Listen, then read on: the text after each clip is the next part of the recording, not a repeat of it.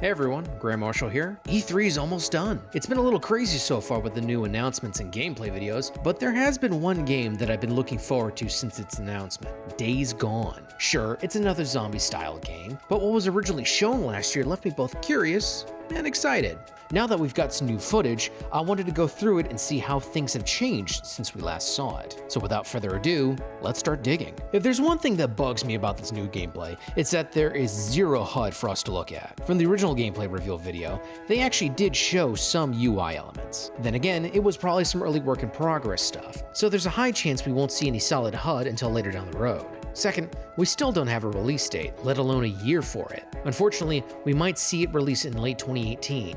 And that's if we're lucky. However, it wouldn't surprise me that we see the game on store shelves in 2019. Regardless of the release date, what we do see is pretty neat. We get a shot of a camp, including non-hostile NPCs struggling to get into the camp, so at least it's confirmed that there are some sort of safe zones to recover at. One thing to note that occurs throughout the whole video is the weather and time of day. Starting off, the gameplay takes place during a storm at night, but by the end, the weather's cleared up and it's morning. For now, this shows off that there's a full day-night cycle, as well as a weather system in the game. After running into infected wolves, one of them gives chase while we're driving away, but we managed to shoot it via a janky-looking R1 prompt. Again, it's a work in progress UI. The important takeaway is we can be attacked on the motorbike, and it's possible that we can be knocked off it. Also, there's a little detail here about the wolves. Since they appear to be infected, they are actually different from the wolves shown in the original gameplay who appear to be healthy, meaning we could run into wildlife that is not actually infected, but still could be hostile. Now, speaking of being knocked off the motorbike, we do in fact get smacked off from a rope strung across the road and are ambushed by some of the guys who took our friend. When we're grabbed, we get a button prompt to mash, followed by a time prompt to free ourselves and exact some sweet justice. Is this whole scene purely for the conference and won't show up? Could it be that it's a cutscene specific event? Who knows? I will say though that just before we're grabbed, the guy in front of us is in a generic fistfight combat stance, and there's also enough janky animation that it might not just be a cutscene. So we murder the robbers, see some sexy god rays, get a lame jump scare, and finally run into a small enemy camp. We trip a makeshift alarm, so that could be something we'll have to look out for.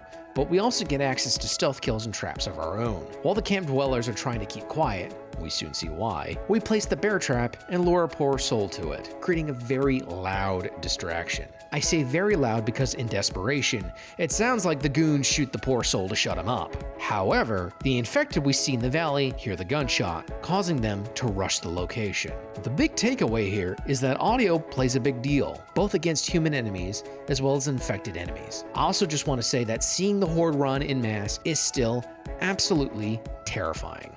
Next big thing that happens is shortly after sneaking past the feeding horde and then also getting through the makeshift wall. In order to get Manny, sound comes back into play. We place an explosive on the wall, conveniently next to an orange piece of cloth signaling a spot to place it and blow the wall. Just seconds later, the feeding horde comes a-knockin' and clears the way for us. I gotta say, it's so damn cool to watch this, and I hope to God that they have more stuff like this that we can do. After rescuing Manny, we're left with one more tease. It's not just infected wolves we have to worry about. Yeah, that's a grizzly bear. That's also infected. That's also got a huge chunk of barbed wire fence wrapped around it. Why? Why do you do this to me, game? Why? Who does this? So yeah, that's the gist of the new gameplay from Days Gone.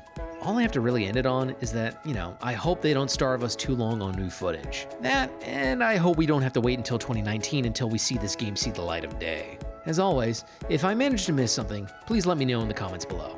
Thanks for watching, everyone, and I will see you next time.